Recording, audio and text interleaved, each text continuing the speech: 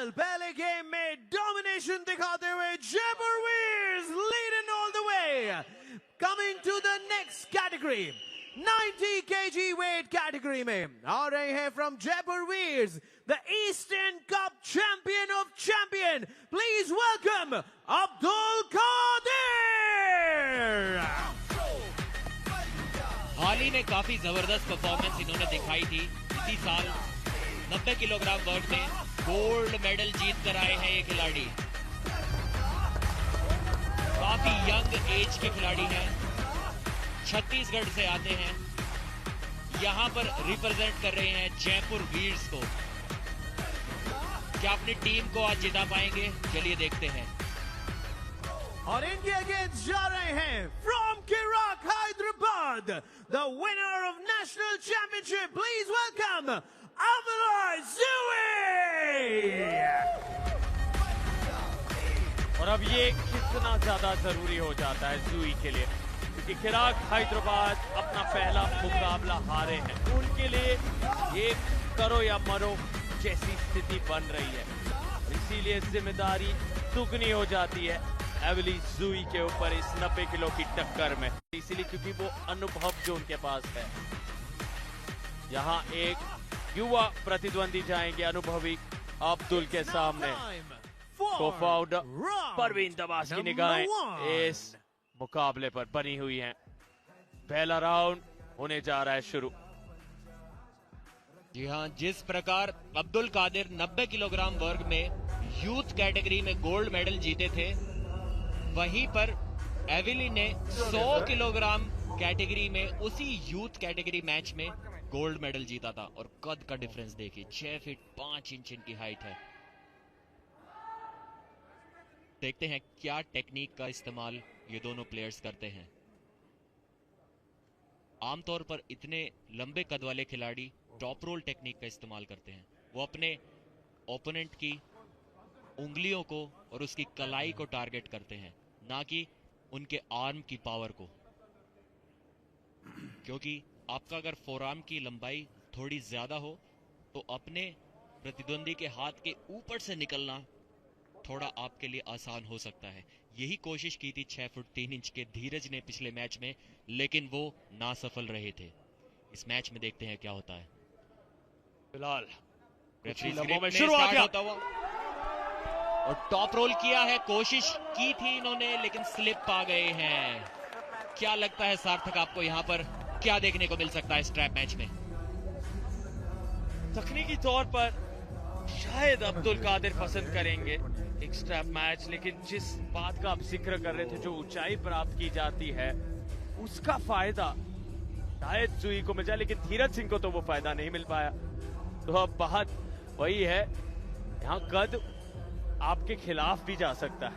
कई बार कद आपके लिए हानिकारक हो सकता है. तो अब ये दिलचस्प होगा जो कहानी धीरज सिंह के साथ घटी है, क्या उसमें बदलाव आएगा एविली ज़ुई के लिए.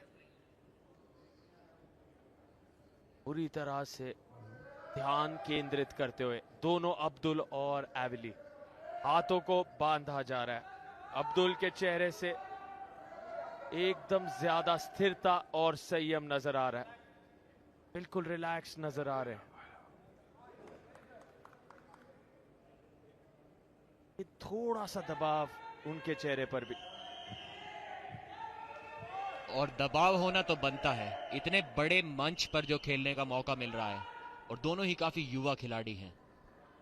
देखते हैं कौन उस दबाव को बेहतर तरीके से हैंडल कर पाता है. काफी हाई ग्रिप मिली है कादिर को, लेकिन उसके बावजूद उनकी कलाई को पीछे मोड़ दिया है.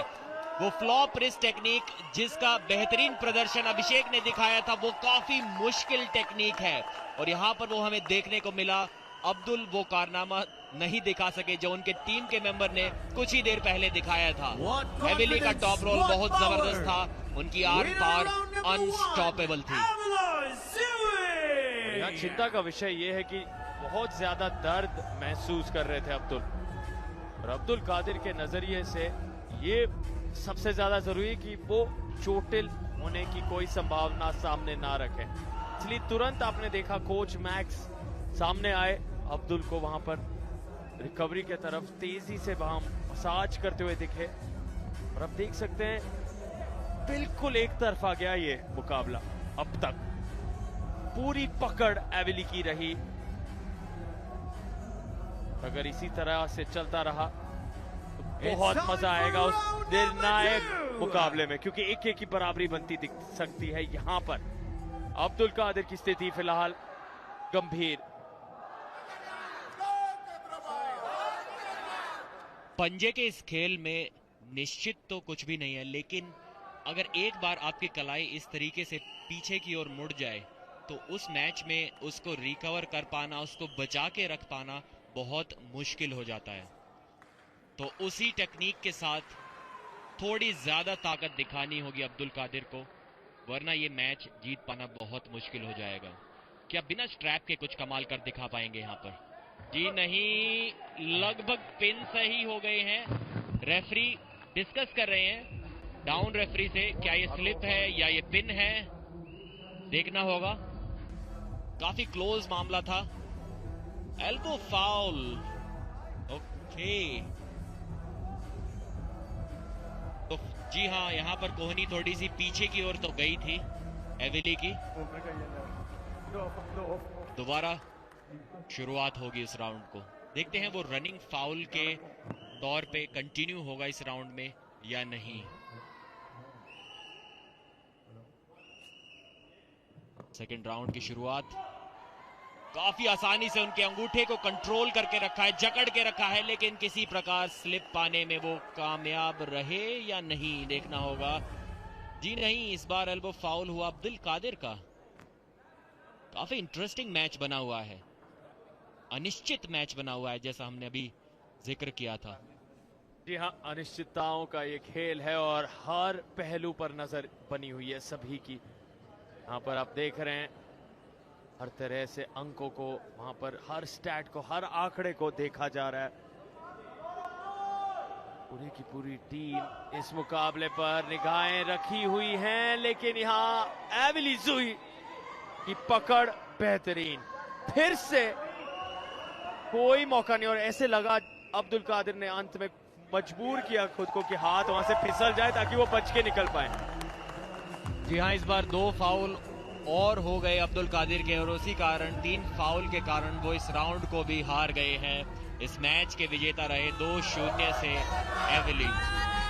What a comeback by Chirag Hyderabad! Replay में यहाँ पर देखते हैं किस प्रकार Back in the game. लगभग स्लिप पा ही ली थी, लेकिन नहीं, एल्बो फाउल हो गया था उससे पहले उनका। जी हाँ, इस प्रकार उस टॉप रोल की टेक्निक से इस दूसरे राउंड को भी जीत लिया है।